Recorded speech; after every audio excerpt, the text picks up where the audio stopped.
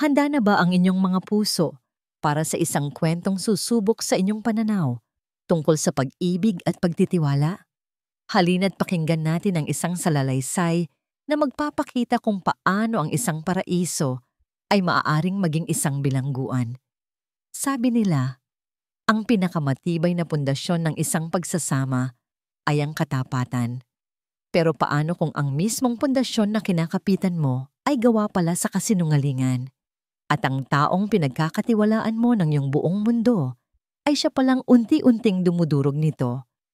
Ito ang kwento ni Hiraya at ang kanyang paglalakbay sa gitna ng matamis na pag-ibig at mapait na katotohanan. Ang hangin sa Villaparaiso ay may dalang tamis ng mga bulaklak ng sampagwita at ang alat ng dagat na hindi kalayuan. Para kay Hiraya Montes, ito ang amoy ng kanyang perpektong mundo. Isang mundong binuo niya kasama ang kanyang asawa, si Dalisay Serrano. Ito ang ika-5 anibersaryo ng kanilang kasal. Ang kanilang malawak na dining area ay naging isang munting santuwaryo para sa dalawa. Ang mahabang lamesa na karaniwang puno ng pamilya, tuwing linggo ay ngayon ay may 2 kandila lamang na nagbibigay liwanag. Ang apoy nito'y sumasayaw sa salamin ng mga kopita ng alak. Happy anniversary, mahal ko, bulong ni Dalisay. Ang kanyang mga mata ay nagniningning higit pa sa mga bituin sa labas. Inabot niya ang kamay ni Hiraya mula sa kabilang dulo ng mesa. Ang init niyon ay tila kayang pawiin ang anumang lamig sa mundo. Happy anniversary, Dali, sagot ni Hiraya. Isang ngiting kasing tamis ng dessert na nasa kanilang harapan ang gumuhit sa kanyang mga labi. Sa 5 taon, hindi kumupas ang kilig na nararamdaman niya sa tuwing tititigan siya ni Dalisay ng ganoon, para bang siya ang nag-iisang babae sa sansinukob. May kinuha si Dalisay mula sa kanyang bulsa. Isang maliit na kahon na nababalot sa pelus. Maingat niya itong binuksan at tumambad ang isang kwintas na may pendant na hugis araw, kumikinang sa liwanag ng kandila. Para sa aking araw, sabi ni Dalisay, ang nag-iisang liwanag ng buhay ko. Hindi napigilan ni Hiraya ang munting luha na namuo sa gilid ng kanyang mata. Tumayo si Dalisay, lumapit sa kanya at isinuot ang kwintas sa kanyang leeg. Ang malamig na metal ay tila nag-init nang dumampi sa kanyang balat. Hinalikan siya ni Dalisay sa batok, isang halik na nagpadala ng kuryente sa kanyang buong katawan. Mahal na mahal kita, Hiraya. Higit pa sa buhay ko. Mahal na mahal din kita. Sagot niya, ipinikit ang mga mata at ninamnamang sandali. Ito ang buhay na pinangarap niya. Isang mapagmahal na asawa, isang magandang tahanan, isang hinaharap na puno ng pag-asa. Wala na siyang mahihiling pa. Nang matapos ang kanilang hapunan, magkahawak kamay silang umakyat patungo sa kanilang silid. Ang gabi ay puno ng mga pangako at matatamis na bulong hanggang sa sila'y magkayakap na nakatulog sa ilalim ng malambot na kumot. Si Hiraya ay nakatulog na may ngiti sa mga labi. Ang puso'y payapa at puno ng pasasalamat. Ngunit ang katahimikan ng hating gabi ay binasag ng isang marahang ugong. Isang maikling panginginig mula sa bedside table sa panig ni Dalisay. Sinundan ito ng pag-iilaw ng isang screen. Nagmulat ng mga mata si Hiraya, bahagyang naistorbo sa kanyang pagkakatulog. Inakala niyang baka alarm lang ito ni Dalisay para sa isang maagang meeting. Ngunit nang lumingon siya, nakita niya ang mukha ng asawa na mahimbing pa rin ang tulog. Ang paghinga ay malalim at kalmado. Muli siyang lumingon sa telepono. Umiilaw pa rin ito. Mula sa kanyang kinahihigaan, nabasa niya ang mga salitang lumitaw sa lock screen. Isang mensahe. Nakuha mo na ba ang resulta ng check-up ni baby? Paulit-ulit na binasa ni Hiraya ang mga salita. Ngunit tila hindi ito maintindihan ng kanyang utak. Check-up? Baby? Siguro ay maling numero lang. O baka mensahe para sa isang katrabaho. Mga posibilidad na desperado niyang pinanghawakan. Ngunit may kung anong malamig na bagay ang gumapang sa kanyang sikmura. Dahan-dahan, na parang isang magnanakaw sa sarili niyang pamamahay, iniangat niya ang kanyang katawan. Maingat na maingat upang hindi magising ang lalaking katabi niya. Ang lalaking ilang oras lang ang nakalipas ay tinawag siyang araw at liwanag ng buhay. Sinilip niyang muli ang screen bago ito tuluyang namatay. Malinaw. Malinaw ang bawat letra. Ang hangin sa silid ay biglang naging mabigat. Halos hindi niya mahinga. Ang pintig ng kanyang puso ay dumadagundong sa kanyang mga tainga. Dahan-dahan siyang bumangon mula sa kama at naglakad patungo sa banyo. Isinara ang pinto nang walang anumang tunog. Sumandal siya sa malamig na pinto. Tumingin siya sa kanyang refleksyon sa salamin. Ang babaeng nakangiti kanina ay wala na. Ang nakatingin pabalik sa kanya ay isang estranghero na may mga matang nanlalaki sa sakit at pagtataksil. Hinawakan niya ang kwintas sa kanyang leeg, ang pendant na hugis araw. Kanina lang, simbolo ito ng pagmamahal. Ngayon, para itong piraso ng yelo na sumusunog sa kanyang balat. Doon, sa katahimikan ng banyo, walang luhang tumulo. Tanging isang pigil na hikbi ang kumawala sa kanyang lalamunan. Hindi ito ang oras para umiyak.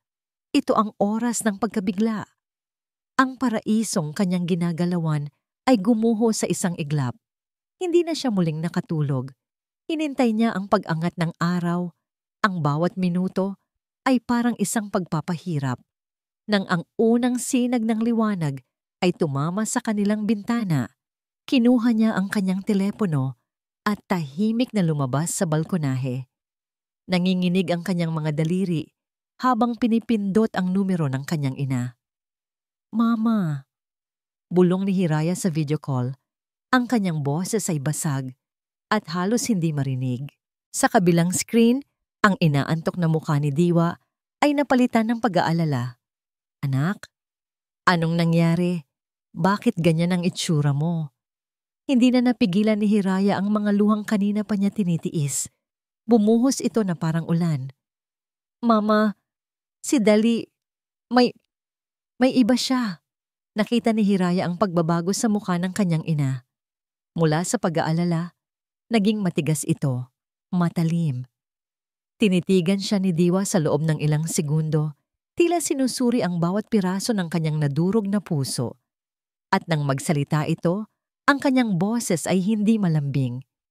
Ito ay malamig, matatag, at puno ng bakal na determinasyon. "Huwag kang iiyak dyan, Hiraya. Makinig ka sa akin." Tumigil sa pag-agos ang mga luha ni Hiraya na palitan ng pagtataka. "Mula ngayon," mariing sabi ni Diwa, ang mga matay nakatitig sa kanya na parang sundalo. "Ang bawat ngiti mo ay isang maskara. Ang bawat yakap mo ay isang patibong. Huwag kang iiyak. Magplano tayo." Ang paggising kinabukasan ay ang pinakamahirap na pagsubok na hinarap ni Hiraya sa kanyang buong buhay. Ang bigat sa kanyang dibdib ay naroon pa rin. Isang malaking bato na humaharang sa kanyang paghinga. Sa kanyang tabi, mahimbing na natutulog si Dalisay. Ang mukhay payapa, walang bakas ng kasalanan. Isang perpektong maskara na isip ni Hiraya, kagaya ng isusuot niya ngayong araw. Bumangon siya at hinarap ang salamin. Ang mga salita ng kanyang ina ay umalingaw-ngaw sa kanyang isipan. "Ang bawat ngiti mo ay isang maskara. Ang bawat yakap mo ay isang patibong." Huminga siya ng malalim at sinanay ang sarili. Nag-unat siya ng mga labi para bumuo ng isang ngiti. Pekeng-peke, sinubukan niya ulit. Mas malambot naman ngayon. Inisip niya ang masasayang alaala nila ni Dalisay, ang kanilang unang pagkikita, ang kanilang kasal, at ginamit ang mga yon hindi para sa sarili, kundi para gawing kapani-paniwala ang kanyang pag-arte. Nang bumukas ang mga mata ni Dalisay, isang mapagmahal na asawa ang sumalubong dito. "Good morning, mahal," bati ni Hiraya. Ang boses ay sinubukan niyang gawing normal. Yumuko siya at hinalikan ito sa labi. Isang halik na kasing lamig ng yelo sa kanyang pakiramdam, ngunit sana'y naging mainit para kay Dalisay. Good morning, sagot ni Dalisay. Hinila siya palapit para sa isang yakap. Akala ko panaginip lang ang gabing iyon. Niyakap siya pabalik ni Hiraya. Ang mga kukoy halos bumaon sa kanyang palad. Ako rin, gusto niyang isigaw. Sana panaginip lang ang lahat ng ito. Ang almusal sa Villa Paraiso ay isang ritual. Tuwing umaga, sabay-sabay silang kumakain sa malaking dining area. Siya, si Dalisay, at ang mga biyenan niyang sina Celia at Nestor na nakatira sa katabing bahay sa loob ng kanilang malawak na compound. Dati, ito ang paborito niyang bahagi ng araw. Ngayon, para itong isang silid ng paglilitis kung saan siya ang nasasakdal. Hiraya, iha. Bungad ni Celia, ang kanyang boses ay matamis, ngunit may kakaibang talim. Napansin kong tila matamlay ka nitong mga nakaraang araw. May problema ba? Ngumiti si Hiraya. Ang maskara ay nakakabit ng maigi. Medyo masama lang po ang pakiramdam ko, Mama. Pero ayos lang po ako. Ganoon ba? Sabi ni Celia, sumimsim ng kape habang ang mga matay nakatitig sa kanya. Dapat ay maging malakas ka. Dahil bilang isang pamilya, kailangan nating lahat na maging matatag. We must build our assets together para sa kinabukasan. Iyon na ang hudyat. Inilapag ni Nestor na laging tahimik ang isang makapal na folder sa ibabaw ng mesa sa tabi mismo ng plato ni Hiraya. Nandyan na ang mga papeles para sa ating family investment, gaya ng napag-usapan natin. Sabi ni Celia, ang ngiti hindi nawawala sa kanyang mga labi.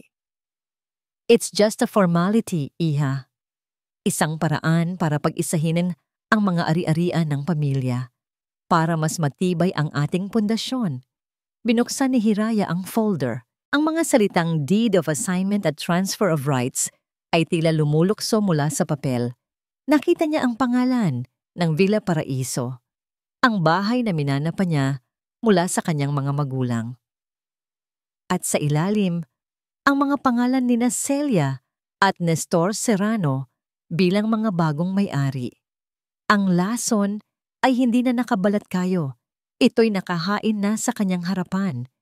Naramdaman niya ang pagbilis ng kanyang pulso. Ngunit ang tinig ng kanyang ina ay muling bumulong sa kanyang isipan. Isang malamig na agos ng katinuan. Naku ko, mukhang komplikado po ito, sabi ni Hiraya. Isinara ang folder ng may pag-iingat. Ngumiti siya ng buong tamis sa kanyang biyenan. Alam niyo na po, Mama, hindi po ako sanay sa mga ganitong legal na bagay. Siguro po, para makasiguro tayong lahat na tama ang proseso, mas maganda kung ipapatingin ko muna sa abogado ng pamilya namin para lang po masuri niya ang mga detalye. Ang ngiti sa mukha ni Celia ay bahagyang naglaho, napalitan ng isang kislap ng inis bago niya ito muling naitago. Si Nestor ay umubo ng pilit. Maging si Dalisay ay hindi mapakali sa kanyang upuan. Abogado? Tanong ni Celia. Bakit kailangan pa niyon? Pamilya tayo. Hindi ba't sapat na ang tiwala? Siyempre po, mabilis na sagot ni Hiraya. Pero sabi nga po ni Papa, sa mga usaping pera at ari-arian, mas maganda na ang malinaw para walang gulo sa huli. For formality's sake lang po, Mama. Isang katahimikan ang bumalot sa mesa. Ang tunog lang ng mga kubyertos ang maririnig. Alam ni Hiraya na tumapak siya sa isang mina. Ngunit alam din niyang ito ang tamang hakbang. Nang hapon ding iyon, habang mag-isa siya sa bahay, sinimula ni Hiraya ang kanyang kontra-opensiba.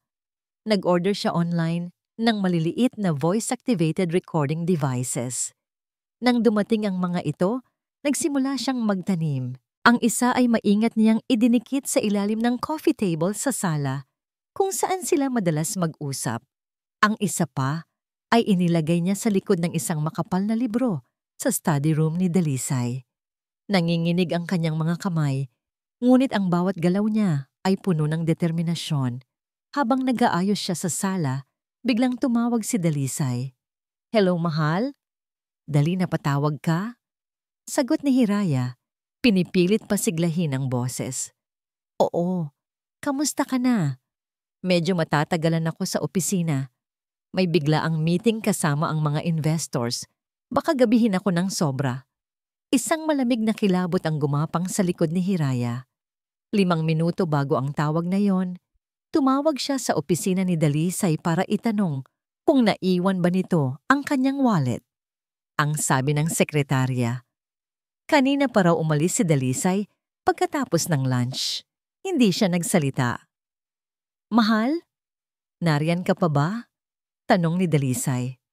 "Oo, nandito pa." Mabilis niyang sagot. "Sige, mag-ingat ka. Hintayin na lang kita. I love you." "I love you too," sabi ni Dalisay bago ibaba ang tawag. Pinatay ni Hiraya ang telepono. Ang bawat kasinungalingan ay isa na namang patalim na sumasaksak sa kanya. Kinagabihan, pagkatapos maligo ni Dalisay, pumasok si Hiraya sa study room nito. Ang dahilan niya'y maghahanap siya ng libro. Alam niya ang password ng laptop ni Dalisay, isang bagay na ipinagmalaki pa nito dati bilang simbolo ng kanilang tiwala sa isa't isa. Binuksan niya ito. Mabilis na ginalugad ng kanyang mga mata ang mga files. Walang kahina-hinala. Ngunit sa pinakasulok ng desktop, may isang folder na ang pangalan ay Proyekto. Binuksan niya ito at sa loob, may iisang Word document, Deed of a Sale Villa Paraiso Draft, DOCX. Nag-alinlangan siya sandali, huminga ng malalim, at nag-double-click. Bumungad sa kanya ang dokumento. Ang pangalan niya bilang nagbebenta, ang pangalan ng kanyang mga biyenan bilang bumibili, at ang pinakamasakit sa lahat, ang petsa kung kailan ito dapat mapirmahan at ma-finalize. 2 linggo mula ngayon. Napahawak siya sa kanyang bibig upang pigilan ang isang sigaw. Hindi na ito simpleng pambababae. Ito ay isang planadong panlilinlang, isang sabwatan para kunin ang lahat sa kanya. Nakatitig siya sa screen. Ang liwanag nito ay tumatama sa kanyang mukha. Ang sakit at pagkalito ay dahan-dahang napalitan ng isang bagong emosyon, isang malamig at matigas na galit. Ang babaeng umiyak sa banyo kagabi ay tuluyan ng naglaho. May mga sandaling tinititigan ni Dalisay Serrano ang kanyang asawa habang ito'y natutulog at isang bahagi niya ang nakakaramdam ng kirot. Isang maliit na tinik ng konsensya. Nakita niya ang kwintas na hugis araw na nakasabit pa rin sa leeg ni Hiraya. Isang paalala ng gabing puno ng kasinungalingan. Napakaganda ni Hiraya, napakabuti, at napakadaling pagkatiwalaan. Ito sana ang dapat magpahirap sa lahat. Ngunit sa baluktot na katwiran ni Dalisay, ito ang nagpapadali. Ang walang hangganang tiwala ni Hiraya ang pinakamabisang sangkap sa kanyang plano. Isang bahagi niya ang nakakaramdam ng pagsisisi, pero mas malakas ang isang boses sa kanyang isipan, isang boses na pamilyar at may awtoridad, ang boses ng kanyang ina. Ang boses na nagsasabing kailangan niya itong gawin para sa pamilya, para sa pangalan, para sa dugo. Bumangon siya at nag-asikaso. Ang bawat galaw ay automatiko na. Ang paghalik sa noo ni Hiraya bago umalis, ang pagsasabi ng I love you, na tila isa na lamang linya sa isang paulit-ulit na dula. Bawat kilos niya ay bahagi ng isang masalimuot na koreografiya ng panlilinlang. Ang unang hinto niya ay hindi ang opisina. Ito ay ang bahay ng kanyang mga magulang. Nadatnan niya ang kanyang inang Cecilia sa malawak nitong sala, kalmadong nagkakape habang nagbabasa ng dyaryo. Ang paligid ay napakalinis at napakatahimik, isang perpektong refleksyon ng kontroladong pagkatao ni Celia. Dalisay, sabi nito, nang hindi man lang inaangat ang tingin mula sa dyaryo. Umupo ka. Sumunod si Dalisay. Pakiramdam niya'y isa siyang batang pinapagalitan. Nag-usisa ang tita Cedes mo. Patuloy ni Celia. Ibinaba na ang dyaryo at tinitigan siya ng matalim. Naghahanap daw ng magaling na property lawyer si Hiraya. Napalunok si Dalisay. Nag-iingat lang siguro siya. Iyon ang laging bilin sa kanya ng mga magulang niya. Isang sarkastikong tawa ang kumawala kay Celia. Pag-iingat o kawalan ng tiwala. Dalisay, hindi tayo maaring magkamali bukmo dito. Ang pangalan ng pamilya Serrano ang nakataya. Ang kinabukasan ng lahi natin. Alam ko, ma. Mahinang sagot ni Dalisay. Hindi mo alam. Giit ni Celia, ang boses ay nanunuot. Sa loob ng 5 taon, ano ang naibigay sa atin ni Hiraya? Wala. Walang tagapagmana. Ang isang lalaki ay kailangan ng anak na magdadala ng kanyang pangalan. Ito ay batas ng kalikasan. Ginagawa mo lang kung ano ang nararapat. Ang pagkuha sa ari-arian niya ay kabayaran lamang sa kanyang pagkukulang. Ang mga salita ni Celia ay parang balsamo sa kumikirot na konsensya ni Dalisay. Binibigyan siya nito ng dahilan, ng katwiran. Hindi siya masama. Ginagawa niya lang ang tama para sa kanyang pamilya. Gawin mo ang dapat gawin, Dalisay, bago pa mahuli ang lahat. Tumango si Dalisay, tumayo, at umalis ng walang imik. Ang bigat sa kanyang dibdib ay napalitan ng isang pamilyar na determinasyon. Mula sa marangyang compound ng Villa Paraiso, nagmaneho si Dalisay patungo sa isang ordinaryong kondominium sa kabilang bahagi ng lungsod. Dito, ang mundo ay iba. Masikip, magulo. Ngunit para sa kanya, may isang bahagi itong nagbibigay ng kakaibang ginhawa. Pagbukas niya ng pinto ng Unit 3B, isang maliit na batang lalaki ang tumakbo papalapit sa kanya. Papa! Binuhat ni Dalisay ang 4 na taong gulang na si DJ, ang kanyang Dalisay Jr. Hey, champ! Sabi niya. Isang tunay na ngiti, ang unang beses na sumilay sa kanyang mga labi sa buong araw. Hinalikan niya ang pisngi ng bata. Mula sa kusina, lumabas si Luningning. Ang kanyang mukha, na dati laging masaya sa tuwing makikita siya, ay ngayon ay may bahid ng pagkayamot. Kanina ka pa namin hinihintay, sabi niya. Hindi man lang ngumiti. Tumawag ang BDO. Kulang na naman ang pondo sa account na binigay mo. Ibinaba ni Dalisay ang bata. Inasikaso ko na yon, Ning. May inaayos lang sa bangko. Palagi na lang may inaayos, sagot ni Luningning. Humalo kip-kip. Dali, hanggang kailan ba tayo ganito? Hanggang kailan kami magtatago sa apartment na ito na parang mga kriminal? Ang anak mo, hindi man lang magamit ang apelyido mo sa eskwelahan. Nakakapagod na. Kaunting tiis na lang, okay? Pakiusap ni Dalisay, hinawakan ang mga braso nito. Malapit na. Pinaplano ko na ang lahat. Magtiwala ka lang sa akin. Magtiwala? Mapait na tumawa si Luningning. Ilang taon ko nang naririnig yan. Baka naman nasanay ka na sa buhay-hari mo. Kasama ang asawa mong Santa Santita. Huwag mong pagsalitaan ng ganyan si Hiraya. Madiing sabi ni Dalisay, bago niya napigilan ang sarili. Nanlaki ang mga mata ni Luningning. Ayan na naman. Pinagtatanggol mo pa rin siya. Baka sa huli, kami pa ng anak mo ang iwanan mo sa ere. Napas sa bunot si Dalisay sa kanyang buhok. Ang presyon mula kay Luningning, ang utos ng kanyang ina, ang kasinungalingan kay Hiraya, lahat ay tila sabay-di-sabay na dumadagan sa kanya. At sa gitna ng mainit nilang pagtatalo, biglang nagring ang telepono ni Dalisay. Nang makita niya ang pangalan sa screen, para siyang binuhusan ng malamig na tubig. Hiraya calling. Sininyasan niya si Luningning na tumahimik. Lumayo siya ng kaunti at sinagot ang tawag. Pinipilit na gawing kalmado ang kanyang boses. Hello, mahal? Napatawag ka? Sa kabilang linya, ang boses ni Hiraya ay kasing tamis at kasing lambing ng dati. Hi, Dali. Nasan ka? Dinner time na. Ah, nasa meeting pa, mahal. Mabilis niyang sagot. Isang kasinungalingang sanay na siyang bigkasin. Medyo importante. Huwag mo na akong hintayin. Isang maikling katahimikan. Ah, ganun ba? Sabi ni Hiraya. Ang tono'y hindi nagbago. Sayang naman. May ipaparinig lang sana ako sa'yo. Isang bagay na narinig ko dito sa study room kanina. Kinabahan si Dalisay. Ano yon? Hindi sumagot si Hiraya.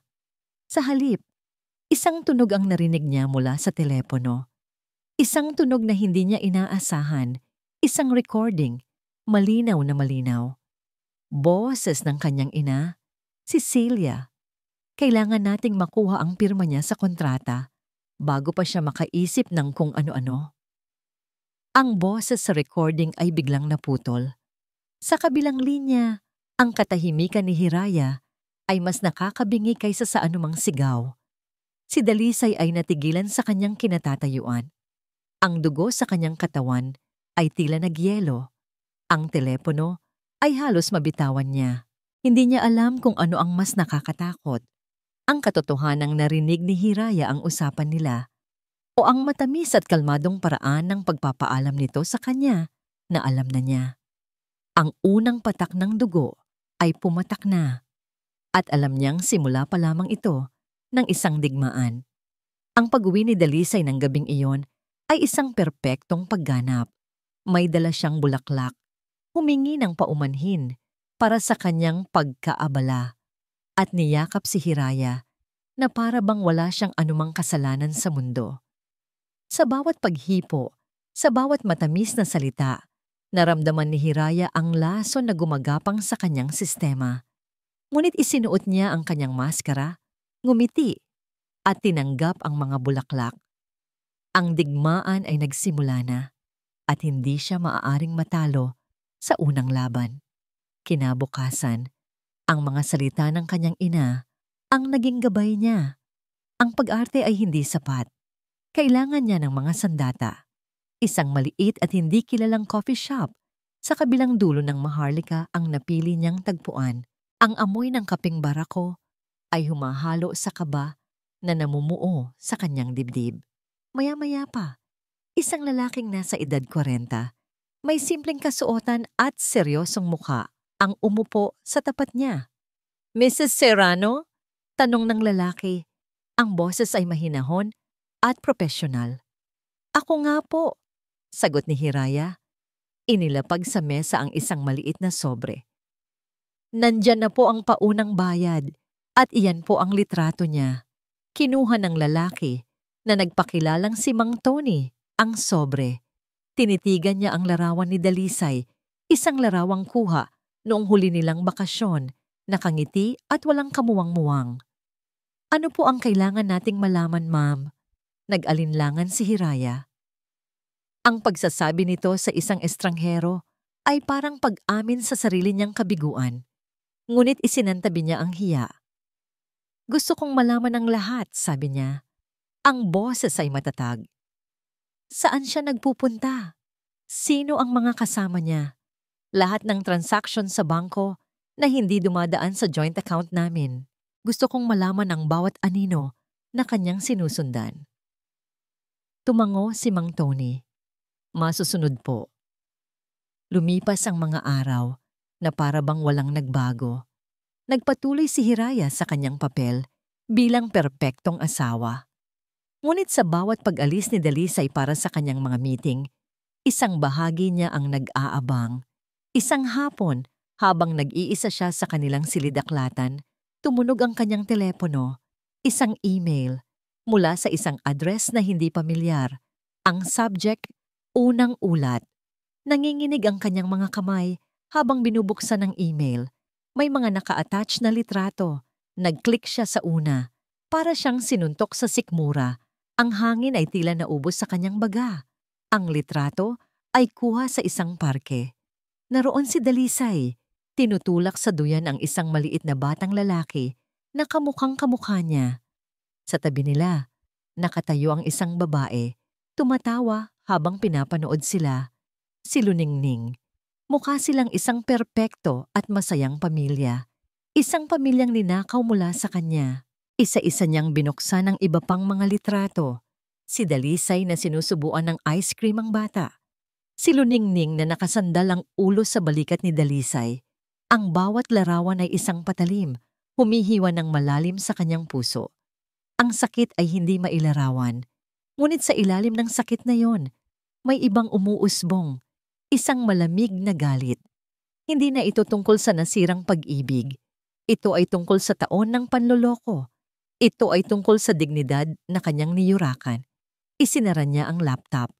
Huminga siya ng malalim, pinunasan ang nag-iisang luhang pumatak sa kanyang pisngi. Itinago niya ang sakit at pinalitan ito ng determinasyon. Kinagabihan, sa hapagkainan, sinubukan niya ang isa sa kanyang mga plano.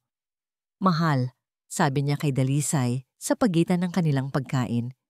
Napansin ko lang sa bank statement natin, may malaking withdrawal noong nakaraang linggo. Medyo malaki, kaya nagtaka ako. May pinaglaanan ka ba? Nakita niya ang bahagyang pagbabago sa ekspresyon ni Dalisay. Isang mabilis na kislap ng gulat bago ito napalitan ng isang pilit na ngiti. Iyon ba? Oo. Isang biglaang investment opportunity, mahal. Isang kaibigan, kailangan ng agarang pondo. Sayang kung palalampasin. Don't worry, babalik din yan ng doble. Isang kasinungalingan na binuo sa loob lamang ng ilang segundo. Napakagaling. Ngumiti si Hiraya. Ganoon ba? Sana sinabi mo sa akin, baka nakatulong pa ako. Ayokong maabala ka pa, sabi ni Dalisay, hinawakan ng kanyang kamay. Ako na ang bahala sa lahat. Kinumpirma ng nangiti ni Hiraya ang kanyang hinala. Ang pera ay hindi para sa investment. Iyon ay para sa kabilang pamilya. Kinabukasan, tumawag siya sa kanyang ina.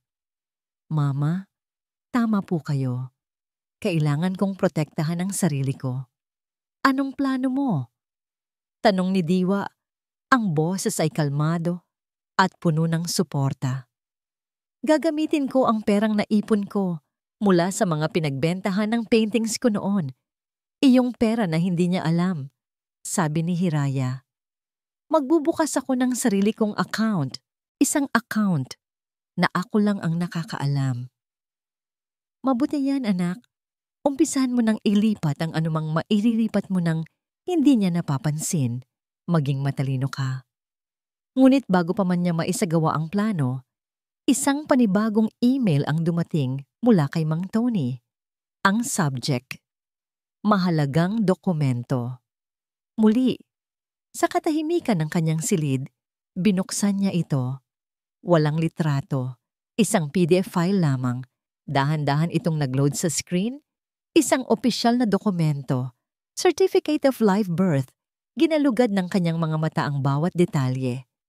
Pangalan ng bata, Dalisay Corpus Serrano Jr., pangalan ng ina, Luningning Corpus, pangalan ng ama, Dalisay Serrano Sr., at ang huling detalye na tila sumaksak at pumilipit sa patalim na nakabaon na sa kanyang puso. Petsa ng kapanganakan, October 12, 2020. Napatitig si Hiraya sa petsa. Nagbilang siya sa kanyang isipan, paulit-ulit. October 12, 2020. 4 na taon na ang nakalipas. Ikinasal sila noong December ng 2019. Ang ibig sabihin, ang pagtataksil ay nagsimula. Hindi lang 1 taon, hindi 2 taon na ang nakalipas. Nagsimula ito halos kasabay ng kanilang sumpaan sa harap ng altar.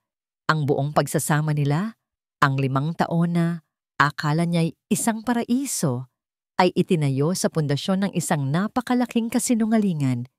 Hindi siya sumigaw, hindi siya umiyak. Dahan-dahan niyang isinara ang laptop.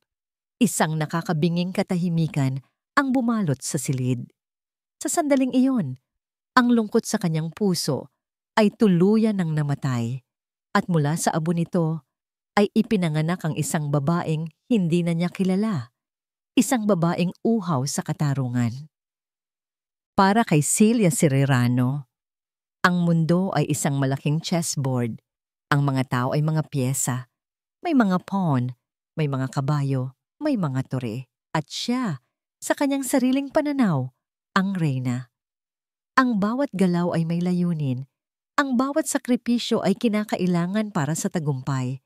Nakaupo siya sa kanyang paboritong silya sa sala, isang piraso ng muebles na antigo at mamahalin. Katulad ng kung paano niya tinitingnan ang kanyang sarili.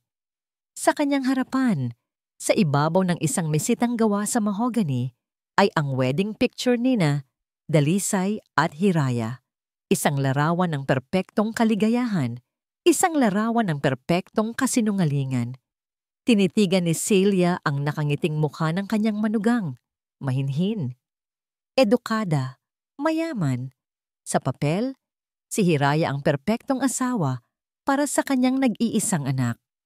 Ngunit sa 5 taon, ang sinapupunan ni Hiraya ay nanatiling walang laman. Para kay Celia, iyon ang pinakamalaking kasalanan. Ang isang magandang florera na walang bulaklak ay basura lamang. Isang mapait na ngiti ang sumilay sa mga labi ni Celia habang inaalala niya ang sarili niyang nakaraan. Ang mga tao ay madalas makalimot na siya, si Celia, ay hindi ang unang Mrs. Serrano. Isang mabilis na alaala ang bumalik sa kanya, kasing linaw ng umaga. Bata pa siya noon, isang ambisyosang sekretarya sa kumpanya ng mga Serrano. Si Nestor ay may asawa na noon, isang babaeng mahinhin at kontento na, kagayang-kagaya ni Hiraya. Nakita ni Celia ang kahinaan sa mga mata ni Nestor, ang pagkainip sa kanyang buhay, at ginamit niya iyon. Isang gabi, matapos ang isang business trip, umuwi si Celia na umiiyak. May dalang kwento ng isang pagkakamali at isang buhay na nabuo. Isang kasinungalingan, syempre.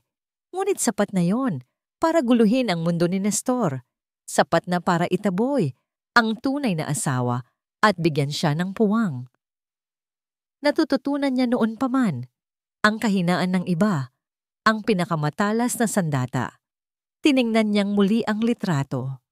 Mahina, naisip niya, patungkol kay Hiraya, kagaya niya. Ang kasaysayan ay umuulit at sa pagkakataong ito, siya na ang nagtatakda ng mga patakaran. Maya-maya pa, pumasok si Dalisay, ang mukha'y gusot sa pag-aalala. Mama, nag-usap kami ni Hiraya. Nagtanong siya tungkol sa pera. At sa tingin ko, may alam na siya. Ipinadinig niya sa akin ang isang bahagi ng recording. Hindi nagbago ang ekspresyon ni Celia. Kalmado niyang ibinaba ang kanyang tasa ng tsa. At ano ang kinatatakot mo? Na malaman niya ang totoo? Dalisay, ang katotohanan ay kung ano ang gusto nating paniwalaan niya. Pero mama, paano kung... Walang paano kung... Putol ni Celia, ang boses ay malamig at matigas. Ang problema sa iyo ay nag-iisip ka gamit ang puso mo. Ang isang tunay na Serrano ay nag-iisip gamit ang utak. Ang isang lalaki ay kailangan ng tagapagmana. Ito ay batas ng kalikasan, hindi ng emosyon. Kung hindi maibigay sa iyo ni Hiraya ang pinakamahalagang bagay na kailangan ng isang pamilya, may karapatan kang hanapin ito sa iba. Malinaw! Ang mga salita ni Celia ay may kapangyarihang hubarin ang anumang kasalanan na nararamdaman ni Dalisay at palitan ito ng pagiging makatwiran. Tumango ang kanyang anak. Mabuti, sabi ni Celia. Ngayon, itigil mo na ang pag-aalala sa mga maliit na bagay at mag-focus tayo sa mas importante. Kumuha siya ng ballpen at isinulat ang isang numero sa isang piraso ng papel. Tawagan mo si Luningning. Sabihin mong kailangan niyang maging mas mapilit. Humingi siya ng mas malaking bahay, ng bagong kotse. Bigyan kanya ng mas matinding pressure. Pero ma, saan natin kukunin ang pera? Tinitigan siya ni Celia na para bang isa siyang tangang bata. Saan pa ba? Sa asawa mo. Ilang minuto matapos umalis ni Dalisay, kinuha ni Celia ang kanyang telepono at tinawagan si Luningning. "Hello, tita!" Sagot ng nasa kabilang linya. Ang boses ay may halong kaba at paggalang. "Luningning," simula ni Celia, walang anumang pagbati. "Nakausap mo na ba si Dalisay?" "Oo po, tita. Tumawag po siya kanina." "At ginawa mo ba ang sinabi ko?" "Opo. Sinabi ko pong kailangan namin ng mas malaking lugar para kay DJ." "Good," sabi ni Celia. "Huwag kang titigil. Ipakita mong nahihirapan ka. Ipakita mong kailangan mo siya. Pero tandaan mo, Luningning, ang lahat ng ito ay may hangganan. Ikaw ay isang kinakailangang bahagi ng plano. Pero huwag na huwag mong iisipin na ikaw ang premyo."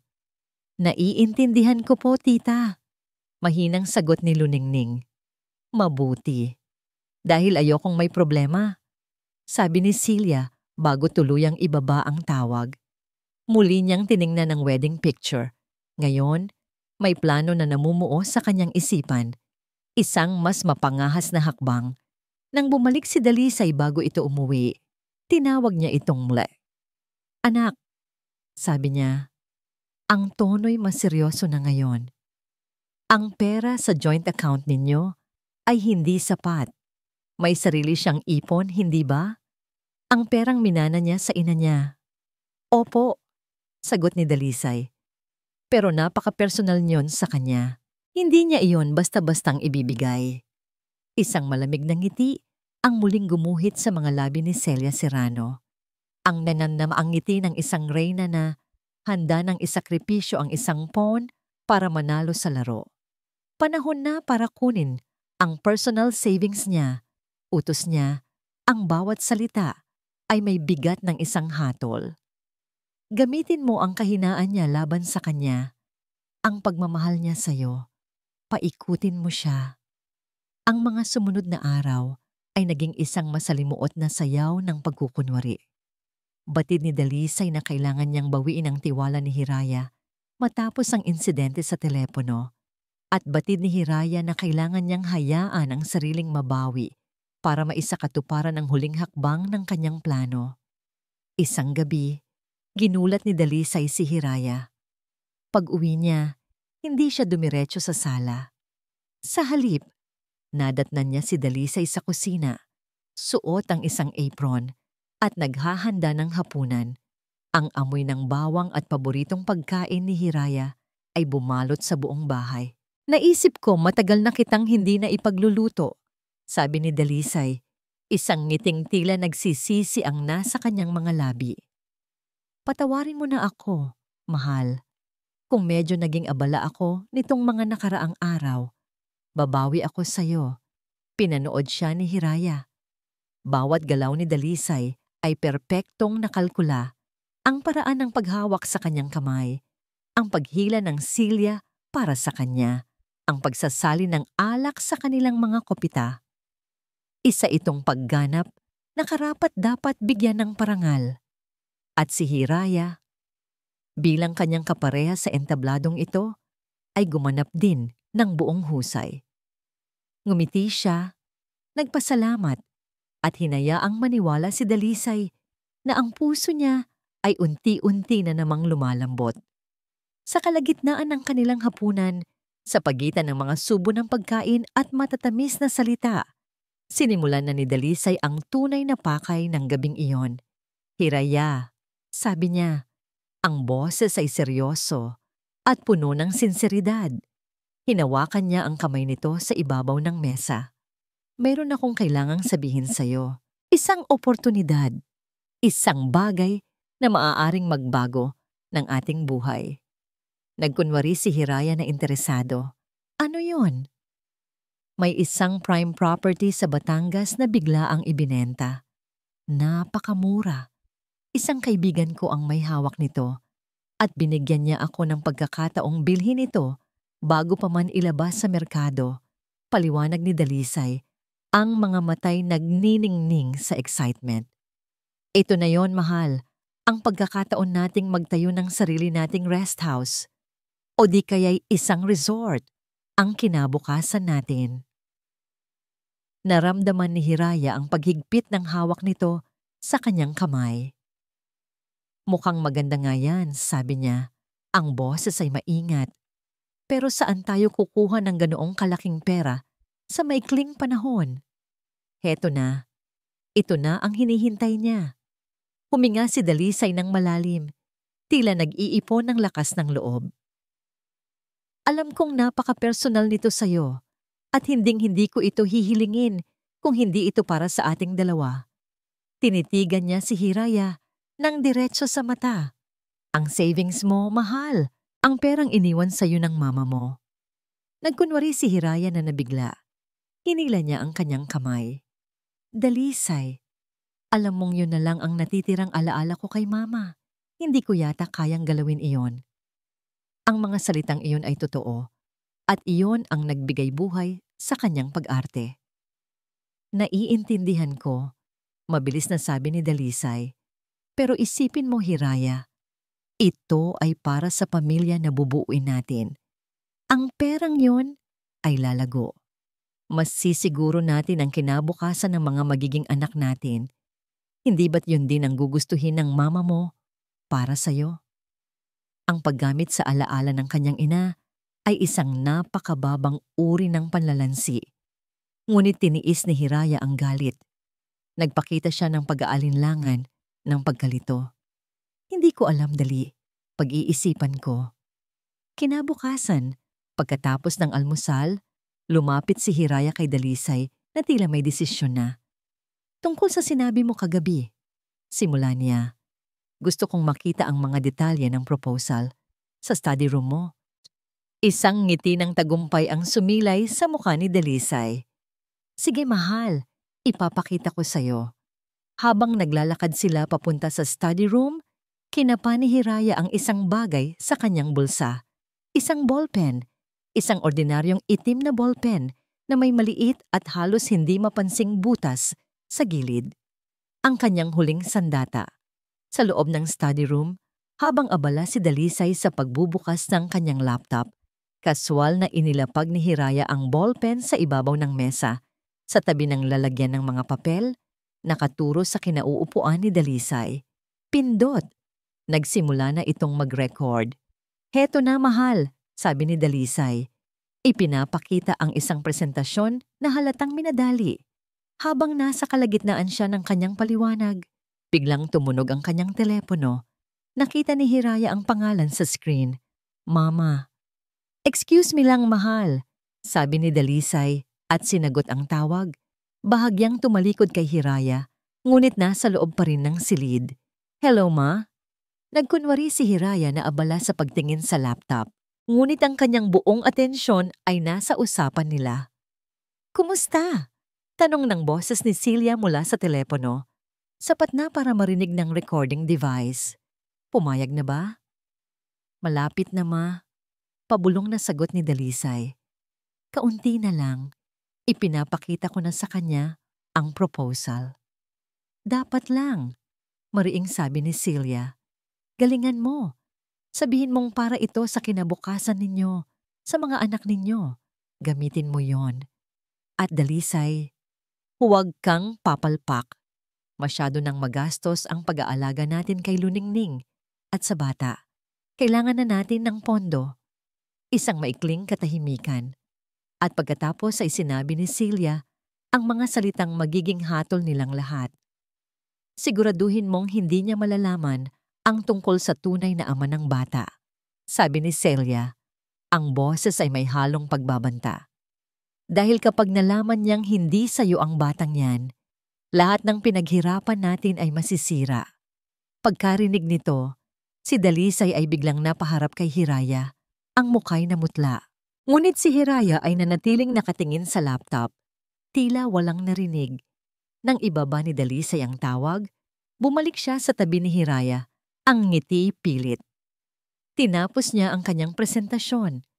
Si Hiraya ay tumango, nagtanong ng ilang simpleng bagay, at sinabing, sige, bibigyan kita ng desisyon ko bukas.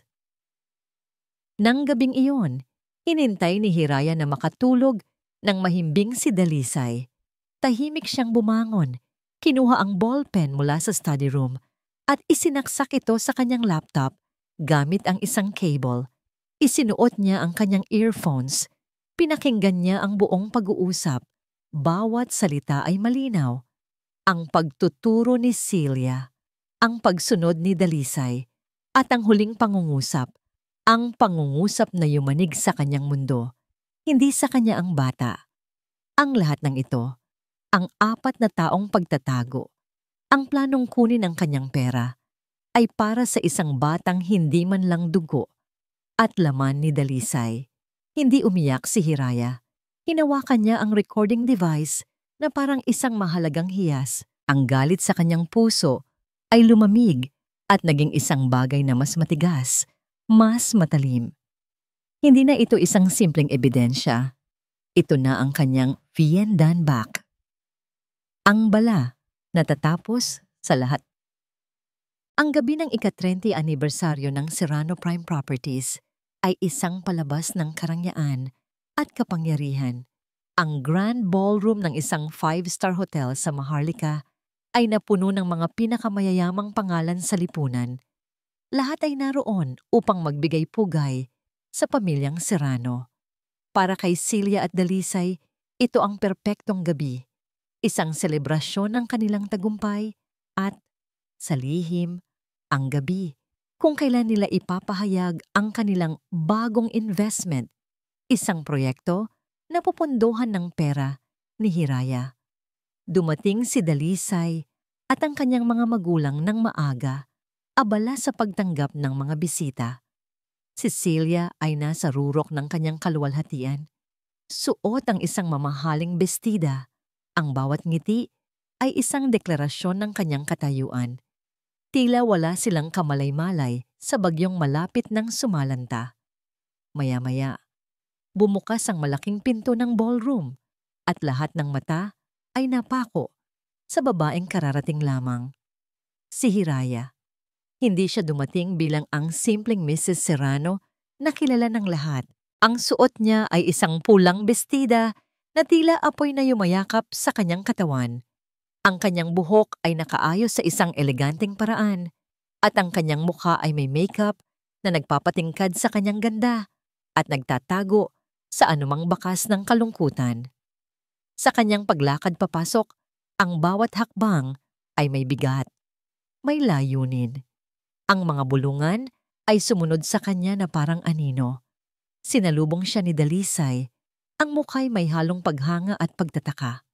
Mahal, you look stunning. I dressed for the occasion. Sagot ni Hiraya, isang matamis, ngunit walang emosyong nangiti ang nasa kanyang mga labi. Hinalikan niya ito sa pisngi, isang halik na kasing lamig ng hangin sa gabi. Kinuha niya ang isang kopita ng champagne mula sa isang waiter at lumibot sa ballroom. Ngumiti siya sa mga tamang tao, tumango sa mga tamang usapan, at gumanap bilang ang perpektong asawa ng tagapagmana. Ngunit sa kanyang mga mata, may isang apoy na hindi kayang patayin. Siya ay isang aktres sa kanyang huling pagtatanghal, at ang entablado ay handa na. Nang dumating ang oras para sa talumpati, magkakasamang umakyat sa entablado sina Nestor, Celia at Dalisay. Matapos ang mahabang pasasalamat ni Nestor, si Celia naman ang humawak sa mikropono. Maraming salamat sa inyong pagdalo ngayong gabi. Simula niya, ang boses ay puno ng pagmamalaki. 30 taon. 30 taon ng kahusayan. At hindi kami titigil dito. Sa katunayan, narito kami ngayong gabi para ipahayag ang isang bagong kabanata para sa Serrano Prime Properties. Habang nagsasalita si Celia, tumayo si Hiraya mula sa kanyang upuan. Dahan-dahan siyang naglakad papalapit sa entablado. Ang bawat hakbang ay tila kasabay ng tibok ng kanyang puso. Napansin siya ng mga tao. Ang bulungan ay nagsimula muling lumakas. Maging si Celia ay natigilan sa kanyang pagsasalita. Nang makarating si Hiraya sa paanan ng entablado, tiningnan niya si Dalisay. "Mahal," sabi niya. Ang boses ay malinaw at naririnig ng mga nasa harapang mesa. Maaari ba akong umakyat? Mayroon lang akong gustong idagdag sa selebrasyon. Nag-alinlangan si Dalisay, ngunit sa harap ng daan-daang bisita, wala siyang magawa kundi tumango at ialok ang kanyang kamay. Pag-akyat ni Hiraya sa entablado, kinuha niya ang mikropono mula sa kamay ni Celia. Magandang gabi po sa inyong lahat. Simula niya, ang kanyang boses ay kalmado ngunit may bigat.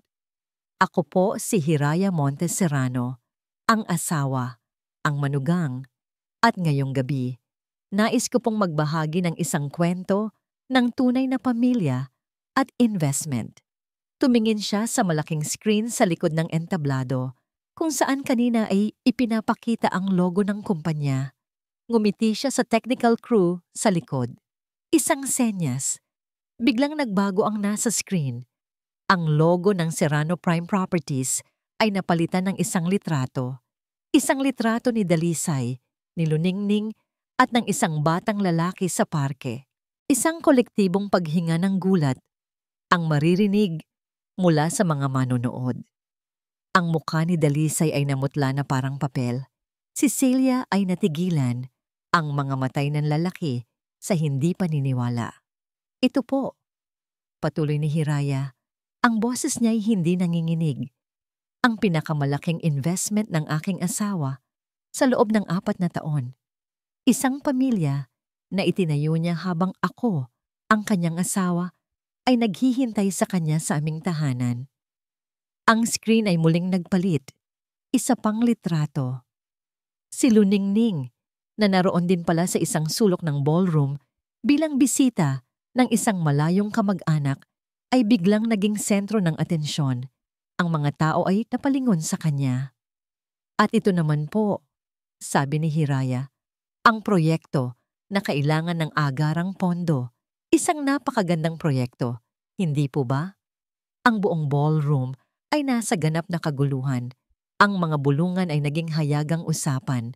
Ang kahihiyan ay bumalot sa pamilyang Serrano na parang isang makapal na kumot. Tama na yan, Hiraya. Sigaw ni Dalisay, akmang aagawin ang mikropono, ngunit mabilis si Hiraya. Umatras siya ng isang hakbang. Ang kalmadong ekspresyon sa kanyang mukha ay biglang naglaho, napalitan ng isang malamig at matigas na galit na ngayon lang nakita ng lahat. Hindi pa ako tapos, sabi niya. Ang boses ay tila latigo na humampas sa hangin. Sa hudyat na yon, bumukas ang mga pinto sa likod ng ballroom. Pumasok ang 2 lalaking naka-uniformeng pang-security, kasama ang isang babaeng may dalang briefcase, ang kanyang abogada, si Attorney Reyes. Naglakad sila nang may determinasyon patungo sa entablado. Tumingin si Hiraya mula sa naguguluhang mukha ni Dalisay, patungo sa nangingit-ngit na mukha ni Celia. At sa huli, tiningnan niya ang kanyang abogada at ang mga security. Maari na kayong magsimula. Utos niya, ang boses ay puno ng awtoridad na hindi kailanman inakala ng mga Serrano na taglay niya. Ang mga sumunod na segundo para kay Dalisay ay isang malabong pagkakasunod-sunod ng mga imahe at tunog. Ang walang tigil na flash ng mga kamera mula sa mga press na naroon. Ang mabilis na pag-alis ng mga bisita, ang kanilang mga mukha ay pinaghalong awa, pagkasuklam, at nasisiyahang panunood sa isang nagaganap na trahedya. Ang mga bulungan na naging hayagang tsismis na gumagapang sa bawat sulok ng ballroom. At si Hiraya, naglaho siya.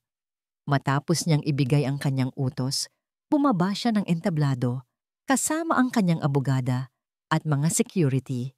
Hindi siya lumingon. Naglakad siya palabas na parang isang reyna na tapos, nang magbigay ng hatol, iniwan sila sa gitna ng mga pira-piraso ng kanilang nawasak na reputasyon. Ano ang tinitingin-tingin ninyo? Sigaw ni Celia sa mga natitirang bisita. Ang kanyang boses ay nanginginig sa purong galit, hindi sa takot. Ngunit huli na ang lahat. Ang pinsala ay nagawa na. Hinila ni Dalisay ang kanyang mga magulang pababa ng entablado. Umalis na tayo dito. Utos niya. Ang bawat salita ay nanggigigil. Ang kahihiyan ay parang kumukulong langis na ibinuhos sa kanyang buong pagkatao. Ang kanilang biyahe pauwi, sakay ng marangyang sasakyan, ay binalot ng isang mabigat at nakakabinging katahimikan. Walang nangahas magsalita. Si Celia ay nakatingin sa labas ng bintana. Ang kanyang mga kamao ay nakakuyom na, para bang may sinasakal siyang hindi nakikita. Si Nestor ay maputla at panay ang punas sa pawis na namumuo sa kanyang noo. Si Dalisay naman, habang nagmamaneho, ay parang isang bombang sasabog anumang oras. Ang Villa Paraiso, na dati simbolo ng kanilang tagumpay, ay ngayon ay parang isang mausoleo na naghihintay sa kanilang pagdating. Pagpasok nila sa bahay ng mga magulang ni Dalisay, doon sumabog ang lahat. Hayop ang babaeng iyon. Unang sigaw ni Celia. Ibinato ang kanyang mamahaling clutch bag sa sahig. Walang utang na loob. Matapos ang lahat ng ginawa natin para sa kanya, ito ang igaganti niya? Isang publikong eskandalo? Kasalanan mo ito, Dalisay. Bulyaw niya sa anak, ang daliri na katuro na parang isang kutsilyo. Masyado kang naging malambot. Masyado kang nagtiwala. Sinabi ko na sa'yo. May kakaiba sa mga kilos niya nitong mga nakaraang linggo. Pero hindi ka nakinig. Ako pa ngayon ang may kasalanan. Ganting sigaw ni Dalisay. Ang galit na kanina pa niya pinipigilan ay tuluyan ng kumawala. Hindi ba't plano ninyo ito, Ma? Kayo ang nagtulak sa akin dito. Kayo ang may gusto sa pera niya. Sa bahay niya, sa lahat. Tumigil kayo. Namamaos na sabi ni Nestor. Ngunit ang kanyang boses ay walang bigat at hindi pinansin. Sa gitna ng sigawan, kinuha ni Dalisay ang kanyang telepono. Kailangan niyang makausap si Hiraya.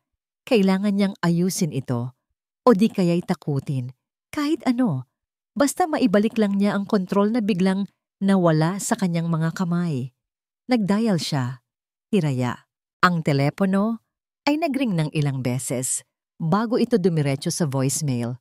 The number you have dialed is currently unavailable. Sinubukan niya ulit. Voicemail at ulit pa. Voicemail. Sigaw niya sa pagkabigo. Nag-type siya ng mensahe, ang mga daliri nanginginig sa galit. Hiraya, sumagot ka. Anong kalokohan to? Sent. Walang reply. Mag-usap tayo. Huwag mong idaan sa ganito. Sent. Walang reply. Pagsisisihan mo ito, Hiraya. Sisirain ko ang buhay mo. Sent. Ang katahimikan mula sa kabilang linya ay mas malakas pa kaysa sa anumang sigaw. Tawagan mo ang abogado natin. Utos ni Celia. Ngayon din. Habang kausap ni Dalisay si Attorney Balagtas sa telepono, ang bawat salita ng abogado ay isa na namang dagok na lalong nagpabagsak sa kanya. Mr. Serrano, I'm sorry to inform you. Nakapag-file na ang kampo ni Mrs. Serrano ng petition for legal separation with a request for an injunction. Yes, kaninang hapon pa. Inunahan nila tayo. Anong ibig sasabihin niyan? Tanong ni Dalisay. Ang boses ay nagsisimula ng manghina. It means all your conjugal properties, including your joint bank accounts, are temporarily frozen pending court decision. Hindi ninyo pwedeng galawin. Pati ang personal accounts ko. Lahat ng konektado sa inyo bilang mag-asawa, Mr. Serrano. Napakagaling ng paghahanda nila. May inilabas din silang temporary restraining order. Hindi ka maaaring lumapit kay Mrs. Serrano o subukang kontakin siya sa kahit anong paraan. Pagkababa niya ng telepono, napaupo si Dalisay sa pinakamalapit na silya. Ang lakas na ipinapakita niya kanina ay biglang naglaho. Sila ang natrap. Sila ang naisahan. Ang babaeng minamaliit nila. Ang babaeng akala nila'y isang maamong tupa ay isa palang lobo na nag-aabang ng tamang panahon para umatake. Umalis siya sa bahay ng kanyang mga magulang at bumalik sa sarili nilang bahay, ang bahay ni Hiraya. Pagpasok niya, ang katahimikan ay nakakabingi. Ang mga damit ni Hiraya sa walk-in closet ay wala na. Ang mga personal na gamit nito, sa banyo ay nawawala. Ang tanging naiwan sa ibabaw ng kanyang vanity table na tila isang huling pangiinsulto ay ang kwintas na hugis araw na ibinigay niya noong kanilang anibersaryo. Habang nakaupo siya sa dilim ng kanilang sala, nag-vibrate ang kanyang telepono. Isang mensahe mula sa isang numerong hindi rehistrado. Umaasa siyang si Hiraya na yon. Binuksan niya ang mensahe. Wala itong text. Isang audio file lamang. Dahil sa kuryosidad, pinindot niya ang play. Isang maikling recording. Malinaw na malinaw. Boses ng kanyang ina. Siguraduhin mong hindi niya malalaman ang tungkol sa tunay na ama ng bata. Paulit-ulit na pinakinggan ni Dalisay ang audio clip. Ang bawat pag-ulit ay nagdaragdag sa lalong lumalamig na takot na gumagapang sa kanyang sistema. Hindi ito ang buong recording na narinig ni Hiraya, ngunit ito ang pinakamahalagang bahagi. Isang patikim. Isang babala. Alam na rin niya. Ang kasinungalingan sa ibabaw ng isa pang kasinungalingan. Sa sandaling iyon, napagtanto ni Dalisay na ang digmaang sinimulan nila ay mas malaki at mas madugo kaysa sa kanyang inaakala. At ang kalaban na kanilang nilikha ay hindi lang pala marunong lumaban, marunong din itong pumatay. Ang bulwagan ng Regional Trial Court ay malamig at walang emosyon. Isang stark na kaibahan sa nag-aalab na digmaan sa loob nito. Pagbaba pa lang ni Hiraya mula sa sasakyan, kasama ang kanyang inang si Diwa, sinalubong na sila ng kumpol ng mga mamamahayag. Ang mga flash ng kamera ay parang kidlat na sunod-sunod na tumatama. Ang mga tanong ay parang mga batong ibinabato sa kanila. Mrs. Serrano, totoo po ba ang mga akusasyon ninyo? May sapat po ba kayong ebidensya? Ano po ang masasabi ninyo sa sinasabi ng kampo ni Mr. Serrano na sinisiraan nyo lang sila? Hindi nagsalita si Hiraya. Hinigpitan niya ang hawak sa braso ng kanyang ina. Si Diwa ang kanyang naging kalasag, ang mukha'y matatag, ang mga matay matalim na nakatingin sa daan, hinihila ang anak palayo sa kaguluhan. Para kay Hiraya, ang bawat hakbang papasok sa korte ay parang paglalakad sa nagbabagang uling. Sa loob ng courtroom, ang tensyon ay mas lalong tumindi. Sa kabilang panig, nakaupo ang pamilyang Serrano, si Dalisay, si Celia, si Nestor, kasama ang kanilang high-profile na abogado. Si Atty. Balagtas, isang lalaking kilala sa kanyang agresibong taktika at makinis na pagsasalita. Ang kanilang mga mukha ay hindi nagpapakita ng pagkakasala, kundi ng nasaktang orgulyo at determinasyong manalo. Nang magsimula ang paglilitis, unang iprinisenta ng kampo ng mga Serrano ang kanilang panig. At doon, nasaksihan ni Hiraya kung paano kayang baluktutin ang katotohanan hanggang sa ito'y maging isang nakamamatay na sandata laban sa kanya. Your Honor, simula ni Atty. Balagtas, ang kanyang boses ay umaalingaw-ngaw sa buong silid. Ang kasong ito ay hindi tungkol sa pagtataksil. Ito ay tungkol sa isang desperadong babae na, dahil sa kanyang kabiguang magkaanak, ay nagawang mag-imbento ng mga kwento para sirain ang pangalan ng isang marangal na pamilya. Tumutol si Atty. Reyes, ang abogada ni Hiraya, ngunit huli na. Ang lason ay naipakalat na. Sunod-sunod na iprinisenta ni Atty. Balagtas ang kanilang mga ebidensya. Isang dating kasambahay na binayaran para tumestigo na si Hiraya ay laging nagkukulong sa kwarto, umiiyak, at nagpapakita ng mga senyales ng matinding depresyon at paranoia. Mga piniling text messages na pinalabas na tila si Hiraya ay isang selosang asawa na laging nagdududa ng walang basihan. Ang pinakamasakit na bahagi ay nang si Dalisay na ang umupo sa witness stand. Gumanap siya bilang ang perpektong biktima. Ang kanyang boses ay basag, ang kanyang mga mata ay tila may namumuong luha. Ikinuwento niya ang kanilang masayang pagsasama, at kung paano ito unti-unting nasira dahil sa pagiging unstable ni Hiraya. Mahal na mahal ko po ang asawa ko, Your Honor. Sabi ni Dalisay, ang bawat salita ay puno ng pekeng pagsisisi. Ang mga larawan na ipinakita niya, iyon po ay isang business associate at ang kanyang anak. Tinutulungan ko lang po sila.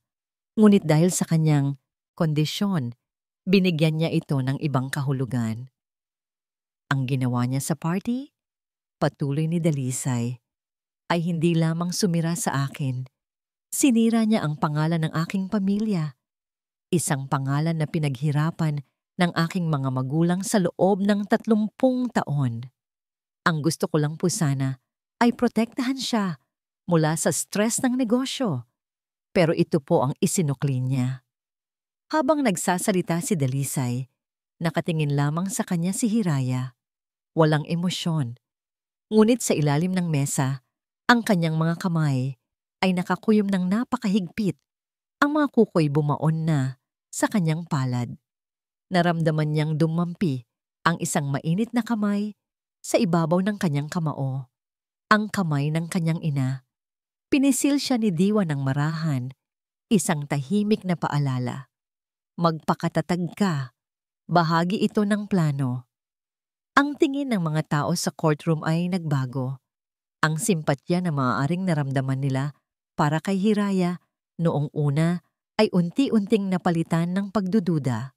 Maging ang hukom, isang babaeng nasa katanghalian ng edad, ay tila nagbago ang ekspresyon.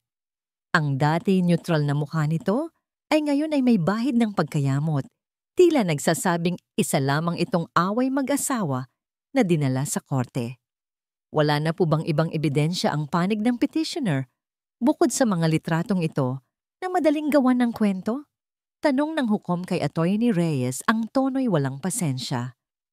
Mayroon pa po, Your Honor. Sagot ni Atty.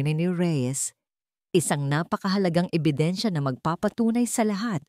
Ngunit bago pa man niya maipagpatuloy, itinaas ng hukom ang kanyang kamay. Ituloy natin ito sa susunod na pagdinig. Court is in recess. Pumukpok ang gavel, tapos na ang sesyon para sa araw na yon. Habang nag-aayos sila ng gamit, nakita ni Hiraya ang pagngisi ni Atty. Balagtas sa kanilang direksyon. Isang ngisi ng tagumpay. Lumapit si Dalisay sa kanilang abogado at tinapik ito sa balikat. Si Celia naman ay naghagis ng isang tingin kay Hiraya. Isang tingin na puno ng paghamak at pagmamalaki. Ang mensahe ay malinaw. Natalo ka na. Ang pag-asa sa dibdib ni Hiraya ay bahagyang nanghina. Napalitan ng kaba. Tumingin siya sa kanyang ina, ang mga matay nagtatanong. Ngumiti lamang si Diwa. Isang maliit ngunit matatag na ngiti. Isang ngumangiti na nagsasabing, hindi pa tapos ang laban. Hawak pa natin ang huling baraha. Ang pagbabalik sa courtroom para sa ikalawang pagdinig ay may ibang pakiramdam. Ang hangin ay mas mabigat, masiksik sa tensyon. Ang panig ng mga Serrano ay pumasok na may kumpiyansa. Ang kanilang mga ngiti ay halos hindi maitago. Para sa kanila, ito na ang huling yugto ng isang formalidad bago ideklara ang kanilang panalo. Si Hiraya naman, kasama si Diwa at Atty. Reyes, ay pumasok ng tahimik. Ang kanilang mga mukha ay kalmado na tila isang lawa bago ang isang bagyo.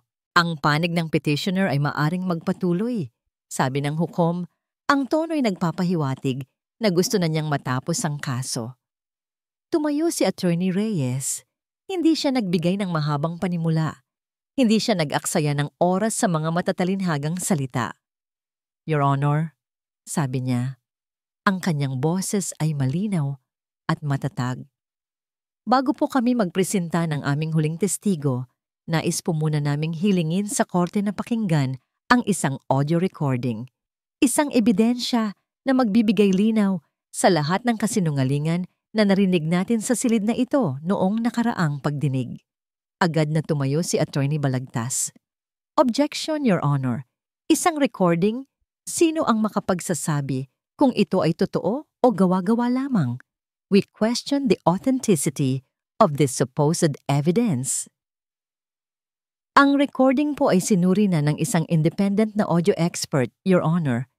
Kalmadong sagot ni Attorney Reyes, inilapag ang isang folder na naglalaman ng sertipikasyon sa mesa ng Clerk of Court at mayroon po tayong mga testigong magpapatunay sa mga boses na maririnig dito. Tiningnan ng hukom ang mga dokumento. Matapos ang ilang sandali, tumango ito. Objection overruled. Let's hear the evidence. Isang opisyal ng korte ang nag-setup ng audio player. Isang katahimikan ang bumalot sa buong courtroom. Maging ang paghinga ng bawat isa ay tila maririnig. Ang mga ngiti sa mukha ni Dalisay at Celia ay bahagyang naglaho, napalitan ng pag-aalinlangan. At pagkatapos, isang tinig ang bumasag sa katahimikan. Ang tinig ni Dalisay. Pabulong, ngunit malinaw. Malapit na, ma. Kaunti na lang. Sinundan ito ng boses ni Celia. Ang kanyang boses na puno ng awtoridad at kasakiman. Galingan mo. Sabihin mong para ito sa kinabukasan ninyo. Sa mga anak ninyo. Gamitin mo yon. At Dalisay, huwag kang papalpak. Masyado nang magastos ang pag-aalaga natin kay Luningning at sa bata. Kailangan na natin ng pondo. Ang mukha ni Dalisay ay biglang namutla na parang multo. Si Celia naman ay napahawak ng mahigpit sa braso ng kanyang asawa. Ang kanyang mga matay nanlalaki. Ngunit hindi pa doon natapos. Ang kasunod na bahagi ng recording ang nagpatigil sa mundo ng pamilyang Serrano.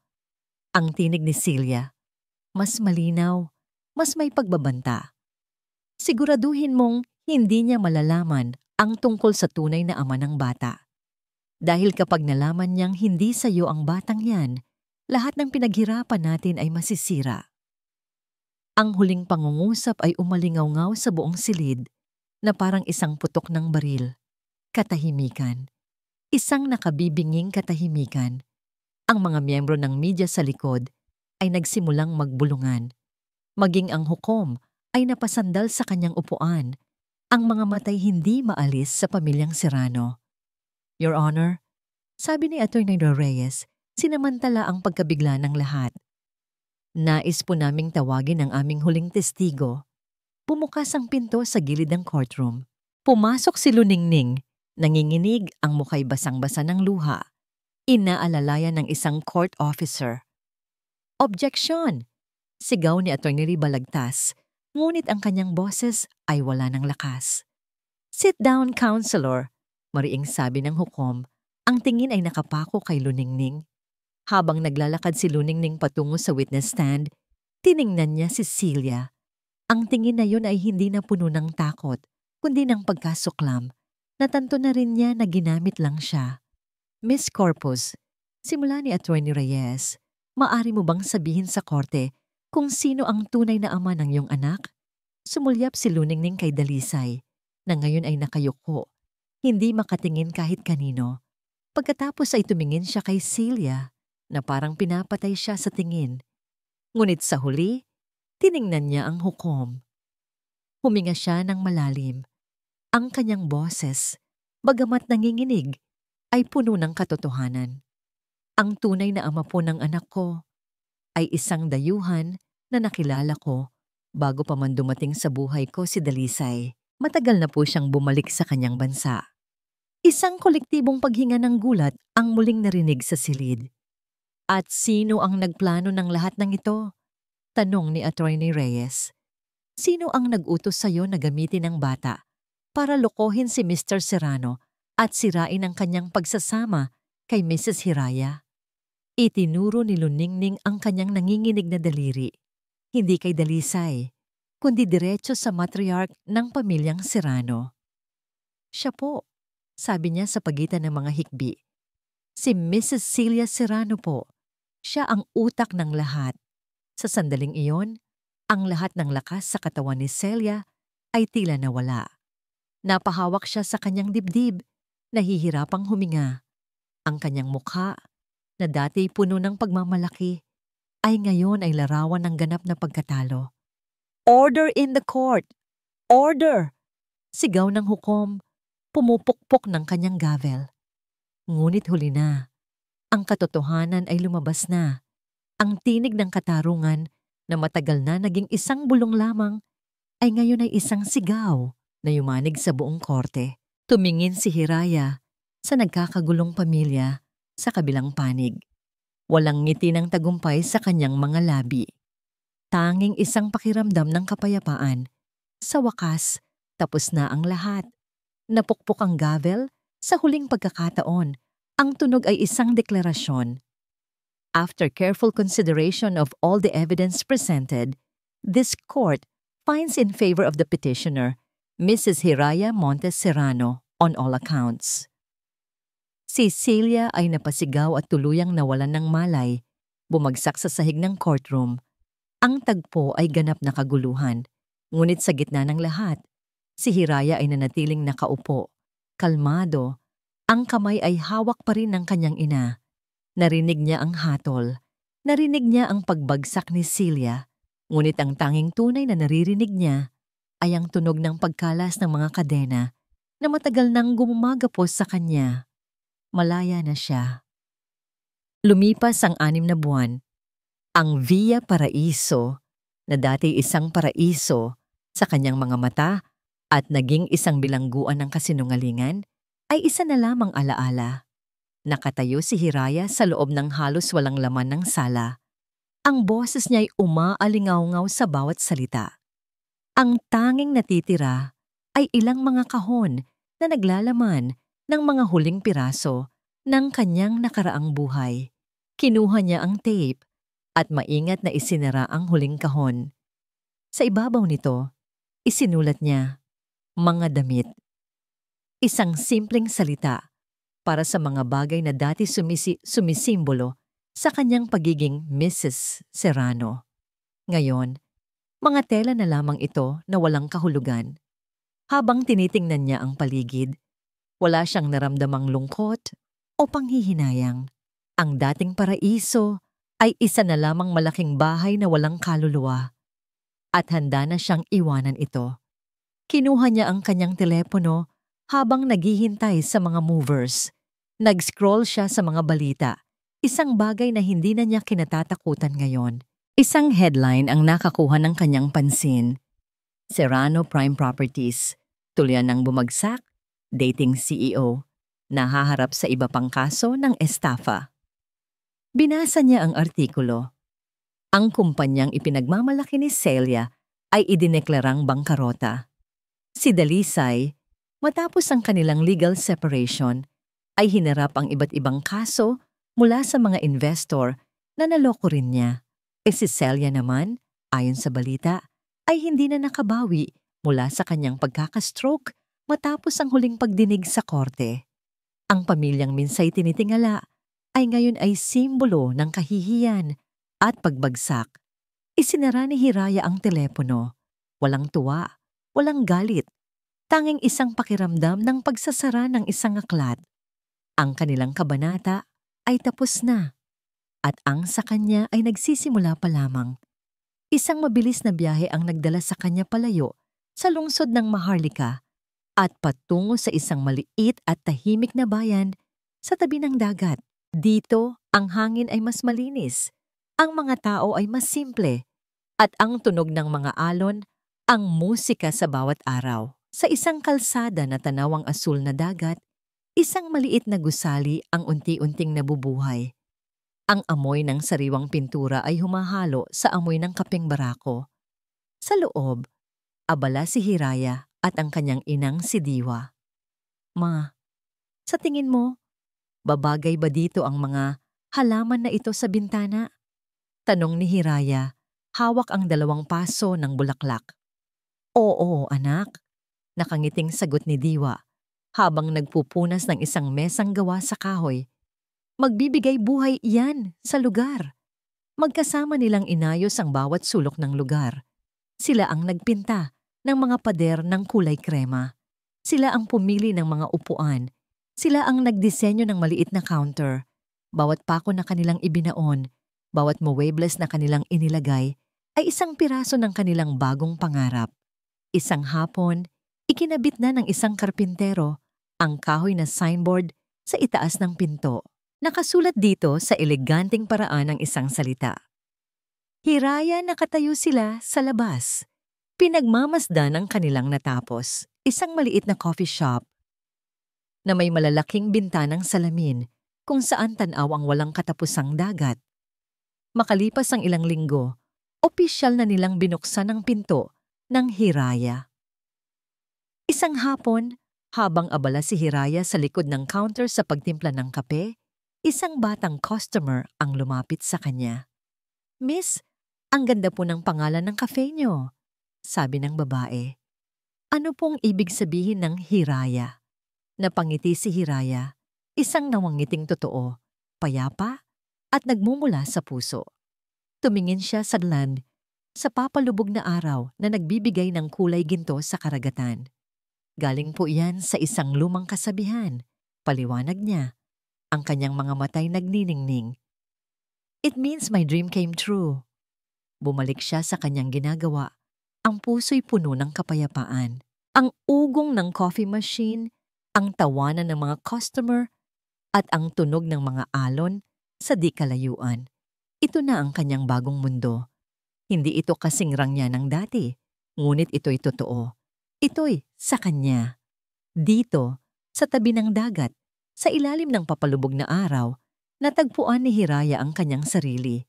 Hindi bilang asawa, hindi bilang biktima, kundi bilang isang babaeng dumaan sa pinakamatinding gabi ng kanyang buhay at ngayon ay buong tapang na hinaharap ang kanyang liwayway. At dito po nagtatapos ang makulay at mapaghamong paglalakbay ni Hiraya.